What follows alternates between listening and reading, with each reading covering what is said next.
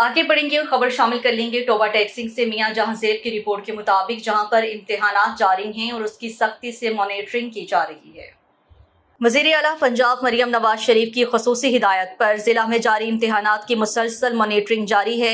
Deputy commissioner Mohammad Naeem Sindhu की हिदायत पर असिस्टेंट कमिश्नर पीर महल साकिब अदनान का इंटरमीडिएट के इम्तिहानी मराकज़ का विजिट, इम्तिहानी मरकज़ में अमले की हाज़िरी, सफाई, सिक्योरिटी, दस्तयाब सहूलियात और पेपर्स के अमल को चेक किया।